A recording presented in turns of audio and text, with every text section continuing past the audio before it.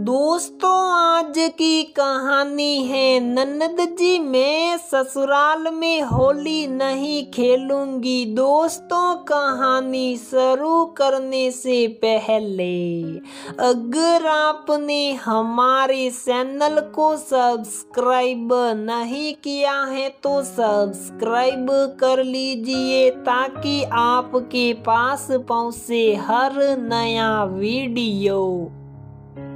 तुमने मुझे कहाँ लाकर फंसा दिया रमन। तुम्हें तो पता है मुझे रंग खेलना बिल्कुल नहीं पसंद। उस पर से तुम्हारा इतना बड़ा परिवार बहुओं को खींच कर परेशानी के लहजे में रक्षा ने अपने पति से कहा। रमन की रक्षा से शादी हुए अभी 1 साल होने वाला था और ससुराल में ये उसकी पहली होली थी जिसे मनाने के लिए वो अपने ससुराल गांव आई हुई थी। रमन का बड़ा पूरा संयुक्त परिवार था जिसमें दादा दादी 2 सासा सासी सबके 3 बच्चे जिसमें रमन सबसे बड़ा था। कुल मिलाकर 9 भाई बहनों में 2 देवर और ननदे थी। रक्षा जब भी सबको एक साथ देखती रमन मजाक बनाते हुए कहती, रमन तुम्हारा परिवार तो एकता कपूर के सीरियल क्योंकि सास भी कभी बहू रही की तरह 3 पीढ़ियों वाला हो गया है। अब देखने वाली बात ये है कि इसमें ड्रामा कितना होगा। रमन ने सब कुछ चुप साप सुना और मुस्कुराते हुए कमरे से निकलकर सबके बीच जाकर हंसी मजाक और बातें करने लगा। रक्षा को ये सब पसंद नहीं था तो वो चुप साप अपने कमरे में ही रुक गई। 1-2 बार नंदों ने कोशिश की लेकिन हर बार वो कोई ना कोई बहाना बना देती और बस अपने काम से काम रखती। रक्षा एकल परिवार से थी जिसमें सिर्फ वो उसका भाई और मम्मी पापा रक्षा के माता पिता दोनों नौकरी करते थे। उनके यहाँ होली के नाम पर कुछ नहीं होता था, बस रात में पूरा परिवार होटल में खाना आता था। रक्षा को बचपन से ही होली के बारे में सिर्फ नकारात्मक बातें बताई गई थी, इसलिए उसको लगता था कि ये सब गलत है। इससे पानी की बर्बादी, प्रदूषण, स्किन खराब होना और तमाम समस्याएं होती हैं, सिर्फ और कुछ भी नहीं। अगले दिन रक्षा अपनी सहेली से बात कर रही थी तो बातों बातों में उसने सहेली को बताया कि वो गाँव आई है होली मनाने। तो उसने कहा, ओ माय गॉड, तुम बस कर रहना क्योंकि गाँव मैं तो देवर 9 बहुत ही गंदे तरीके से भाभीियों के साथ रंग खेलते हैं।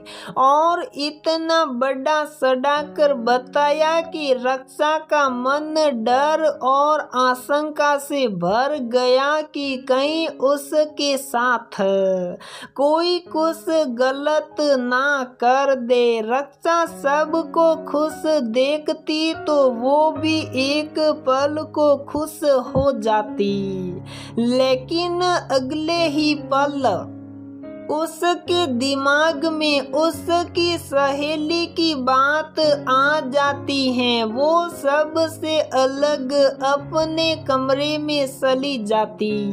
अब वो जैसे तैसे होली बीतने का इंतजार करने लगी। देखते देखते होली का भी दिन आ गया। सब काम खत्म करके सब एक दूसरे के साथ रंग गुलाल खेल रहे थे।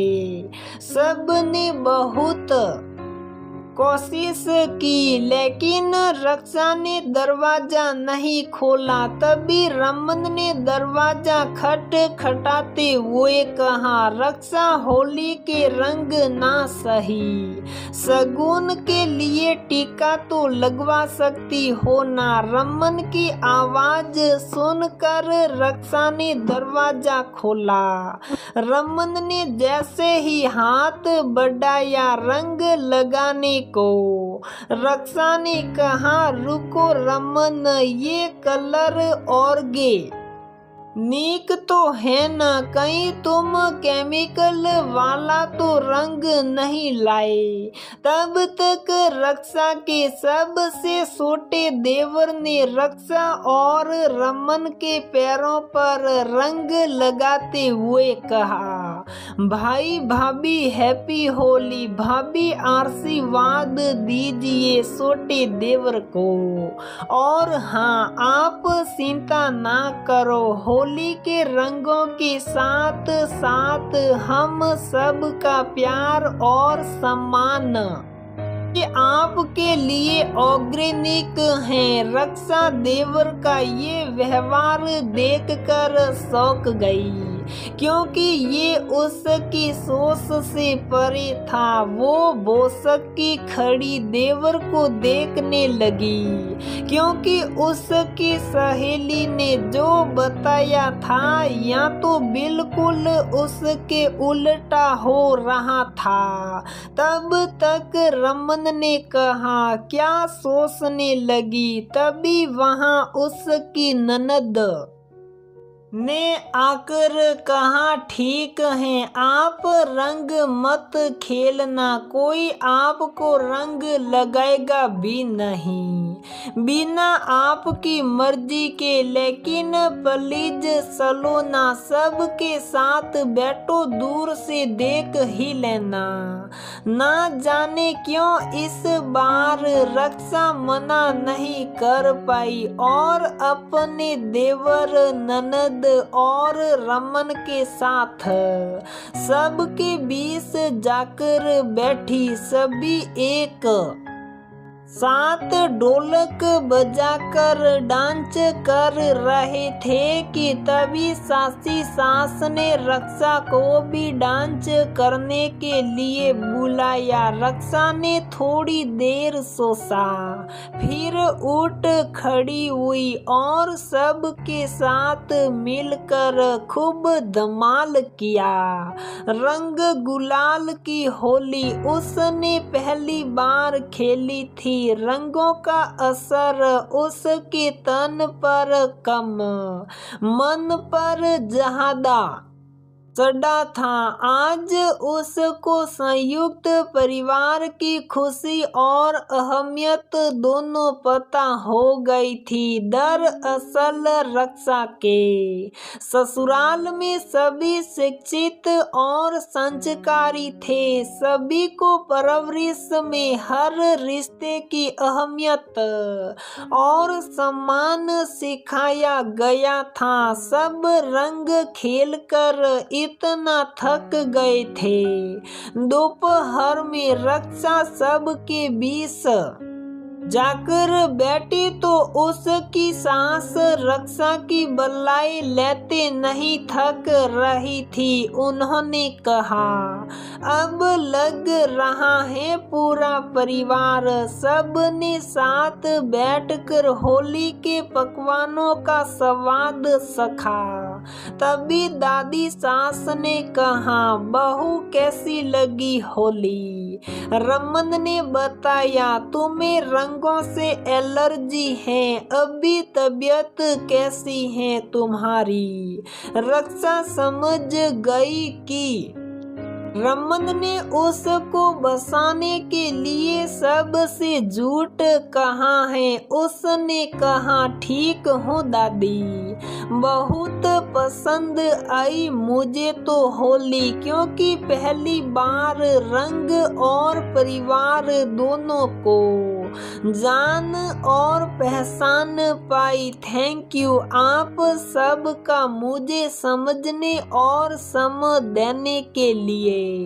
तब रक्षा की सास ने कहा, बहू परिवार इसी को तो कहते हैं जो एक दूसरे को समझे। वैसे हर त्योहार मनाने के तो बहुत से कारण बताए जाते हैं, लेकिन मैं तो सिर्फ इतना जानती हूँ कि इसी बहाने इस भागदौड़ भरी जिंदगी में हम सब कुछ थोड़ी देर के लिए भूल कर चिंता मुक्त होकर परिवार को समय और खुद को समय दे पाते हैं। इस लिए हम सबको तो बहाना चाहिए खुशियाँ मनाने का बस। रक्षा की ननद ने मुस्कुराते हुए कहा, भाभी माँ बिल्कुल सही कह रही हैं। वैसे भी खुशियाँ किसी पल की मोहताज कहाँ होती हैं, वो तो बस जब जैसे जिस बहाने मौका मिले बस मना लेनी चाहिए। रात में रमन ने रक्षा से कहा, रक्षा अब तो तुम्हारा भ्रम दूर हो गया ना कि हर कोई एक जैसा नहीं होता। अब तो तुम्हें होली मनाने से कोई ऐतराज नहीं होगा। रक्षा ने रमन के गले में अपनी एक बाह डाली और दूसरे हाथ से रमन के गालों पर गुलाल लगाते हुए कहा, नहीं रमन, अब तुम्हारी ही नहीं होली और गुलाल मेरे भी फेवरेट हो गए। होली मुबारक हो। सुबह बाकी रह गया था तुमको लगाना और दोनों एक साथ एक रंग में खिला पड़े। तो दोस्तों हमारी ये कहानी यहीं पर समाप्त होती है। अगर आपको हमारी ये कहानी पसंद आती है तो प्लीज वीडियो को लाइक करें, शेयर करें और हमारे चैनल को सब्सक्राइब जरूर करें।